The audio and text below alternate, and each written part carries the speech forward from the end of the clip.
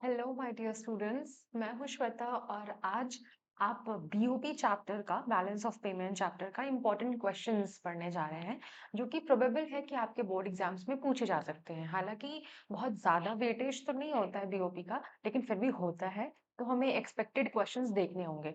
Numericals हमने कर लिए थे लास्ट वीडियो में, है ना। लास्ट लेक्चर में हमने न्यूमेरिकल्स कर लिए थे जो कि प्रोबेबल हैं, जो कि हमारे फॉर्मूलाज पे बेस्ड है। और आज हम थ्योरेटिकल क्वेश्चंस देखेंगे कि क्या है। Okay, so let us begin with the very first question. क्या कह रहा है बच्चा क्वेश्चन? एक minute. The economic transactions in the current and capital account that are undertaken for certain economic or profit motive. These items are also known as above the line items. ये basically ना बच्चा, ये question होता है concept identification का, है ना। ये जो ऐसे टाइप के क्वेश्चंस होते हैं ना, वो कॉन्सेप्ट आइडेंटिफिकेशन के क्वेश्चन होते हैं। आपको सेंटेंस या स्टेटमेंट पढ़ के आइडेंटिफाई करना होता है कि किस चीज के बारे में बात की जा रही है, ठीक है। सो अगर ये पूरी चीज समझ में नहीं आई तो एक बहुत ही अच्छा सा यहाँ पे दिया हुआ है अबव द लाइन आइटम्स, है ना। इससे हम समझ जाएंगे कि ऑटोनोमस आइटम्स की बात हो रही है। और ये प्रीवियस ईयर क्वेश्चन है बेटा, ये बोर्ड में आया हुआ क्वेश्चन है, ठीक है। ये फर्स्ट क्वेश्चन भी और सेकंड क्वेश्चन भी, दोनों क्वेश्चन बोर्ड में आए हुए हैं। सेकंड क्वेश्चन क्या कह रहा है? The economic transactions that are undertaken by the RBI with a view to correcting imbalances। देखो, इस वाले में ना प्रॉफिट मोटिव और इसमें करेक्टिंग इम्बैलेंसेस, ये दो कीवर्ड्स हैं जिससे आपको पहचान में आ जाना चाहिए कि किस वेरिएबल की बात की जा रही है या किस कॉन्सेप्ट की बात की जा रही है, ठीक है। वो तो बात सही है कि अबव द लाइन आइटम बोल दिया, लेकिन मान लो कि अगर नहीं बोला होता तो, है ना। बेसिकली बच्चे इसी से याद करते हैं above the line item, below the line item. देखो, इसमें बिलो द लाइन आइटम्स दिया हुआ है, ठीक है। यहाँ पे इन्वर्टेड कॉमा होना चाहिए था। So below the line items we know accommodating items, है ना। Next question. अरे यहाँ पे भी मान लो ये एक ही क्वेश्चन का दो पार्ट है। क्वेश्चन टू यहाँ से मैंने लिखा, कोई दिक्कत नहीं। State on which side of capital account, current account, capital account और current account the following transactions will be recorded and why। Reason भी देना है इसमें। बोल रहा है कि ये जो ट्रांजैक्शंस यहाँ पे नोट डाउन किए गए हैं, बताओ कि ये किस अकाउंट में मेंशन किए जाएंगे और किस साइड पे मेंशन किए जाएंगे, और इसका रीजन भी आपको बताना है। सो पहली चीज क्या है? Interest on loan received from Nepal. Interest on loan received from Nepal. यहाँ पे देखो क्या लिखा है, it will be recorded on the credit side of current account of BOP as. क्यों? पहले तो आपको ये बता दिया, ये कहाँ रिकॉर्ड होगा? ये क्रेडिट साइड पे रिकॉर्ड होगा। और किस किस अकाउंट के? कैपिटल अकाउंट के तो होगा नहीं, करंट अकाउंट के होगा। कैपिटल अकाउंट के क्यों नहीं होगा? क्योंकि ये असेट और लायबिलिटीज वाला मैटर यहाँ पे नहीं है। देखो, रीजन में वही लिखा हुआ है, as it does not affect the asset और लायबिलिटीज ऑफ द कंट्री, है ना। पहले वाले का आंसर क्या हो गया कि ये क्रेडिट साइड पे मेंशन होगा। क्यों? क्योंकि भाई इनफ्लो हो रहा है तो क्रेडिट साइड पे मेंशन होगा। और किधर मेंशन होगा? किस वाले अकाउंट पे मेंशन होगा? तो करंट अकाउंट में मेंशन होगा। क्यों? रीजन क्या है इसका? तो असेट और लायबिलिटीज पे, असेट और लायबिलिटीज पे कोई इफेक्ट नहीं डाल रहा है, इस वजह से ये कैपिटल अकाउंट में मेंशन नहीं होगा, करंट अकाउंट में मेंशन होगा। ओके। एंड सेकंड वन क्या है? Import of mobile phones from China. Import of mobile phones from China. तो अगर आप किसी चीज का इंपोर्ट करते हो तो उसके लिए आप पैसे देते हो, है ना। इंपोर्ट का मतलब क्या हो रहा है कि आप खरीद रहे हो सामान। तो अगर आप खरीद रहे हो तो आप पेमेंट भी तो करोगे ना। So import means you have to pay. तो आप पे करोगे तो इनफ्लो होगा कैश का या फिर आउटफ्लो होगा? कैश या मनी का इनफ्लो होगा या आउटफ्लो होगा? जाहिर सी बात है आउटफ्लो होगा। तो क्रेडिट साइड पे तो चीजें मेंशन होंगी नहीं, कहाँ मेंशन होंगी? डेबिट साइड पे मेंशन होंगी, है ना। सो इस वजह से it will be recorded in the debit side of current account of BOP. Current account फिर से है ना। आई होप कि आपको करंट अकाउंट की कंपोनेंट्स याद होंगे। अगर नहीं याद हैं तो पिछला वाला लेक्चर देख सकते हो, हम लोग किए हैं उसमें, स्ट्रक्चर ऑफ बीओपी में, है ना। तो डेबिट साइड पे मेंशन होगा और किधर मेंशन होगा? करंट अकाउंट में। इसका reason leads to an outflow of foreign currency, है ना। डेबिट के लिए रीजन क्या है कि आउटफ्लो ऑफ फॉरेन करेंसी हो रहा है, लेकिन फिर भी ये असेट और लायबिलिटीज को अफेक्ट नहीं कर रहा है, इस वजह से ये करंट अकाउंट में मेंशन होगा, कैपिटल अकाउंट में मेंशन नहीं होगा। Okay. Okay, next question. FPI witness. अभी थोड़ा सा ना केस बेस्ड क्वेश्चन टाइप से तुम समझ सकते हो ऐसा। मतलब आपके रियल लाइफ एग्जांपल से आपके कॉन्सेप्ट को जोड़ के क्वेश्चन पूछा जाता है, तो कुछ वैसा ही है। और इसको आप थोड़ा एक्सपेक्ट कर सकते हो, बिकॉज आजकल ऐसे क्वेश्चन ज्यादा पूछे जा रहे हैं ना। डायरेक्ट क्वेश्चन तो पूछे नहीं जाते कि डिफाइन करो, डिफरेंशिएट करो। पूछे जाते हैं, थोड़ा कम पूछे जाते हैं। हम्म। So FPI witnessed a sharp turnaround during 2023-24 with net FPI inflows of $32.4 billion, in which sub account and on which side of the balance of payment account the above transaction will be recorded. यहाँ पे भी आपसे पूछ ही रहा है कि किधर ये रिकॉर्ड होगा, in which sub account and on which side, credit या डेबिट साइड पे, है ना, क्रेडिट या डेबिट साइड पे will it be recorded. Give reason in support of your answer. सबसे इंपॉर्टेंट चीज है बेटा, give reason.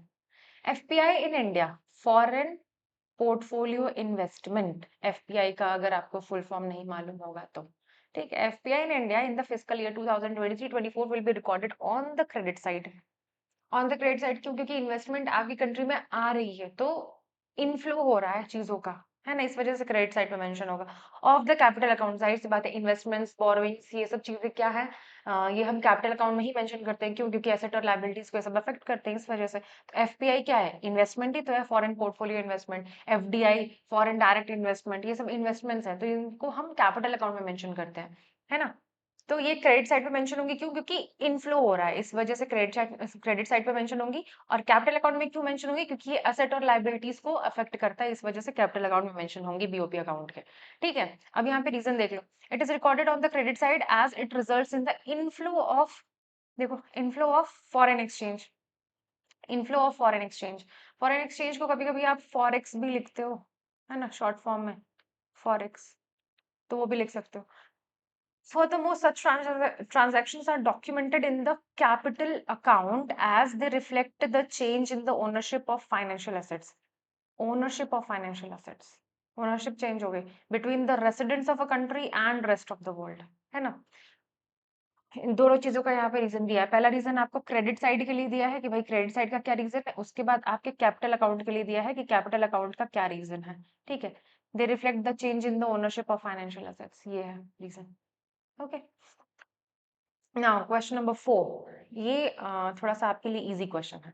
Distinguish between trade deficit and current account deficit, state the, ये तो दिखेगा ही नहीं, इसको लेना पड़ेगा। Distinguish between trade deficit and current account deficit, state the significance of current account deficit. Okay, two parts are there, two portions are there. Trade deficit और current account deficit में पहले हमें डिफरेंशिएट करना है, उसके बाद हमें इंपॉर्टेंस या सिग्निफिकेंस, महत्व बताना है करंट अकाउंट डेफिसिट का।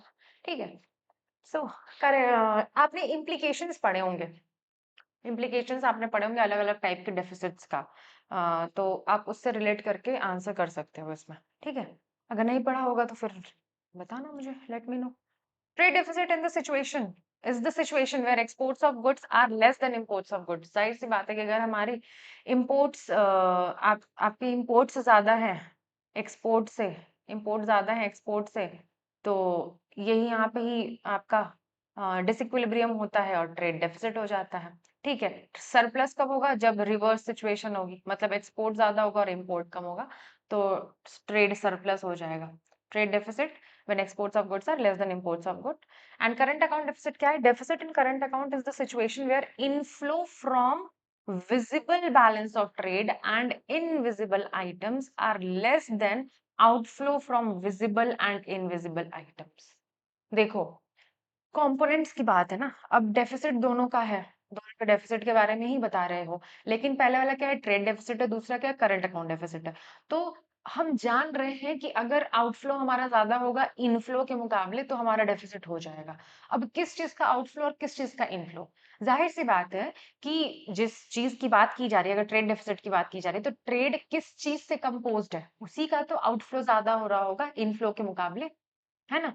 और करंट अकाउंट डेफिसिट यानी कि करंट अकाउंट का कंपोनेंट क्या है, उसके पार्ट्स क्या है, उन्हीं का तो आउटफ्लो ज्यादा होगा इनफ्लो के मुकाबले, तभी तो डेफिसिट हो रहा होगा। इस वजह से उनके, आप अगर कंपोनेंट्स जान रहे होंगे तो आप उन कंपोनेंट्स का नाम लिख के सिंपली और बोल दोगे कि भाई इस चीज की आउटफ्लो ज्यादा हो रही है इनफ्लो के मुकाबले, इस वजह से इसका डेफिसिट हो गया है, बस, और कुछ करना नहीं है इसमें, है ना। देखो, करंट अकाउंट डेफिसिट में बोला, deficit in current account is the situation where inflow from visible BOT and invisible items.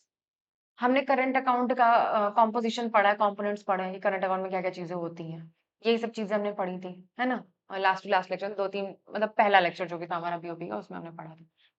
तो ये पॉइंट क्लियर है। देन सेकंड पॉइंट क्या कह रहा है? सेकंड पॉइंट क्या कह रहा है? It is only one component of current account. सही बात है, देखो जो ट्रेड है वो तुम्हारे विजिबल आइटम्स का है ना? और ये एक कंपोनेंट है, वन कंपोनेंट है ये करंट अकाउंट का।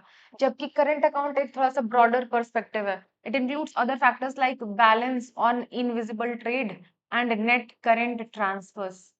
इसमें करंट अकाउंट में ये सब चीजें भी होती हैं, जबकि ट्रेड में बस यही चीज एक होती है। मतलब ये एक अकेला कंपोनेंट है करंट अकाउंट का, है ना? चलो नेक्स्ट क्या है? ओके, सिग्निफिकेंस है। करंट अकाउंट डेफिसिट का सिग्निफिकेंस है। तो ये क्या कह रहा है भाई? The nation is a borrower from the rest of the world. ये सिग्निफाई करता है कि नेशन जो है वो बोरोवर है बाकी कंट्रीज का। मतलब नेशन बोरो कर रहा है ना। नेशन एक थोड़ा सा वल्नरेबल एस्पेक्ट में है। हमें ये चीज का पता लगा, हम ये चीज जान पाते हैं करंट अकाउंट डेफिसिट से। Okay, now next question. Wait a second, I hope visible होगा। हो रहा है? यस हो रहा है। चलो, yes, trade deficit must exist if a country is, यहाँ पे इज होगा ना, ये थोड़ा सा गलत हो गया, यहाँ पे इज होगा, is facing situation of current account deficit, defend और refute the statement with valid arguments. Trade deficit कह रहा है ना कि ट्रेड डेफिसिट होना चाहिए अगर कोई कंट्री जो है वो सिचुएशन फेस कर रही है करंट अकाउंट डेफिसिट का। डिफेंड और refute the statement with valid argument, ऐसा होना चाहिए कि नहीं होना चाहिए। आपको डिफेंड करना है या रिफ्यूट करना है with valid reasons. ठीक है? So answer is likewise. The given statement is refuted as the current account deficit is a broader concept. Current account deficit occurs when the foreign exchange payment on account of visible, invisible, and current transfers are in excess over the receipts of visible, invisible, and current transfers. आपसे पूछा गया था ना कि अगर किसी country में current account deficit है तो वहां पे ट्रेड डेफिसिट होगा, वहां पे ट्रेड डेफिसिट ही होगा। क्या ऐसी सिचुएशन है? तो नहीं, अभी हम पढ़ के आए हैं जो इसके प्रीवियस वाला क्वेश्चन था उसमें हम पढ़ के आए हैं कि जो ट्रेड डेफिसिट होता है वो करंट अकाउंट डेफिसिट का एक, बस एक सिंगल कंपोनेंट है। तो सिर्फ और सिर्फ ट्रेड डेफिसिट ही नहीं होगा बल्कि और भी चीजें होंगी। क्या क्या होंगी? तो देखो यहाँ पे लिखा हुआ है visibles, invisibles, current transfers are in excess, मतलब कि बहुत ज्यादा है। In receipts of visible, invisible and current transfers. I hope कि आपको पेमेंट्स और रिसीट्स मालूम होंगे। रिसीट मतलब इनफ्लो, पेमेंट मतलब आउटफ्लो वाला चीज। ठीक है? तो सिर्फ और सिर्फ क्या कहते हैं कि ट्रेड ही नहीं डेफिसिट में होगा अगर सीएडी किसी का डेफिसिट में है तो, बल्कि और भी चीजें होंगी, और भी चीजें होंगी, है ना? चलो, अगर तुम्हें इसे डिफेंड करना है ना तो वो भी तुम कर सकते हो, बट वो ज्यादा सॉलिड नहीं बन पाएगा। तुम ऐसे कर सकते हो कि हाँ भाई, अगर करंट अकाउंट डेफिसिट में होता है तो हमारा ट्रेड डेफिसिट हो सकता है ना? ऐसे तुम बता सकते हो कि सिर्फ वो तो नहीं होगा, सिर्फ वही डेफिसिट में नहीं होगा, और भी चीजें होंगी, लेकिन वो डेफिसिट में है तो ना, उसके साथ बाकी चीजें हैं लेकिन वो भी है डेफिसिट में। तो ऐसे करके तुम बता सकते हो, लेकिन थोड़ा सा कंफ्यूजिंग पार्ट हो जाएगा। So skip that portion and refute this statement. Okay. हाँ, should a current account deficit be a cause for alarm? Explain। कह रहा है कि करंट अकाउंट डेफिसिट से ज्यादा क्वेश्चंस है ना। ये सब पीवाईक्यूज है बेटा, ये मैंने कुछ अपने से बना चना के नहीं लिया है, फालतू के क्वेश्चंस नहीं लाई हूँ।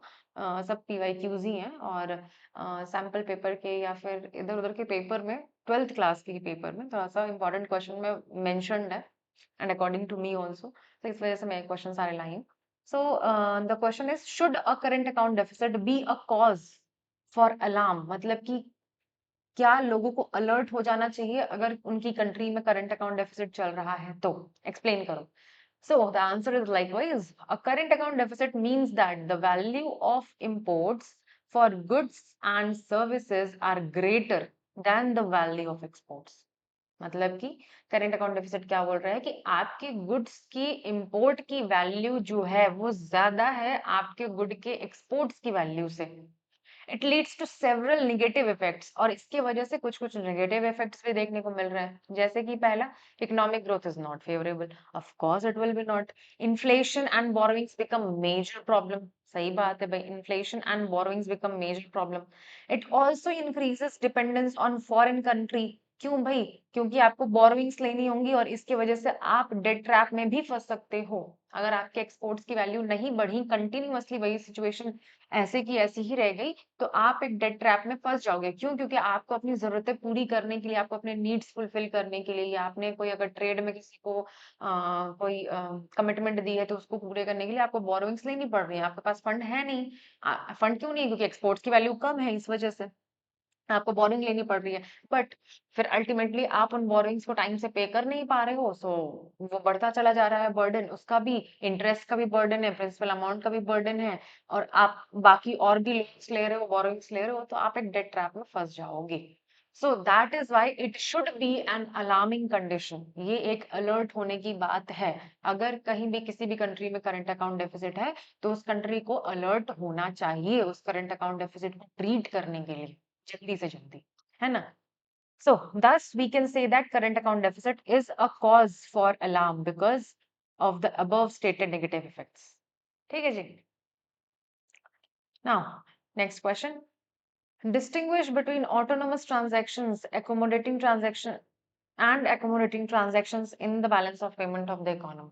So, autonomous transaction और accommodating transaction के बीच में differentiate करना है. Autonomous क्या है? ये profit होगा यहाँ पे, ये थोड़ा सा टाइपिंग मिस्टेक हो गई है। These transactions are those which are made with a view to earn profit. ये तो हमने ऑटोनोमस वेरिएबल में ही देख लिया था, है ना? These are recorded in both current and capital account of BOP. ये करंट अकाउंट में भी इनको मेंशन किया जाता है, कैपिटल अकाउंट में भी इनको मेंशन किया जाता है। ठीक है? These are also known as above the line transactions. These are undertaken by both government and private sector. ये गवर्नमेंट भी इसको लेती है, अंडरटेक करती है, प्राइवेट सेक्टर भी अंडरटेक करते हैं। Export of intellectual property, it includes export of intellectual property. Okay, so ये सारे पॉइंट्स क्या थे? ऑटोनोमस ट्रांजैक्शंस के बारे में थे। नाउ एकोमोडेटिंग ट्रांजैक्शन, जस्ट इसका ऑपोजिट क्या है भाई? एक मिनट जरा रुक जाओ, पेन ले लो। These transactions are taken up by the government to keep BOP balanced. इसका मोटिव, जो ऑटोनोमस और एकोमोडेटिंग वेरिएबल के मोटिव्स थे और उनके बारे में जो भी चीजें थी ना, वही इन ट्रांजैक्शंस के बारे में भी होगा। ठीक है? क्यों? क्योंकि उन्हीं को तो इंक्लूड कर रहा है। ऑटोनोमस ट्रांजैक्शन ऑटोनोमस वेरिएबल को ही इंक्लूड करेगा। अकोमोडेटिंग ट्रांजैक्शन एकोमोडेटिंग वेरिएबल को ही इंक्लूड करेगा। तो जाहिर सी बात है, जो बातें हम उनके बारे में पढ़े वही बातें इनके बारे में भी पढ़ेंगे। ठीक? So these transactions are taken by the government to keep BOP balanced. These are recorded only in capital account. वो जो था वो कैपिटल और करंट दोनों में हो रहा था, बट ये सिर्फ और सिर्फ कैपिटल अकाउंट में ही रिकॉर्ड होगा। These are known as below the line transactions. है ना? वो above the line transaction था, ये below the line transaction है। क्यों? क्योंकि बेटा ये सबसे आखिर में कंसिडर किया जाता है, इस वजह से below the line इसको बोला जाता है। These are undertaken only by government sector. वो जो थे वो गवर्नमेंट और प्राइवेट दोनों दोनों अंडरटेक कर रहे थे, बट ये सिर्फ और सिर्फ गवर्नमेंट ही करेगी, प्राइवेट नहीं कर रहे हैं। Receiving foreign add, foreign exchange reserves, accumulation, इसके जगह पे उस वाले में क्या था? Export of intellectual property. यहाँ पे क्या है? Receiving foreign add and foreign exchange reserve accumulation. Okay, so that was all, I think, yes, that was all. Thank you so much for watching this video, and अगर कोई किसी भी चीज में प्रॉब्लम होगी, so do let me know. I'll try to solve your problem, and keep watching, keep loving the videos, and keep studying. All the best for your exams. Bye bye.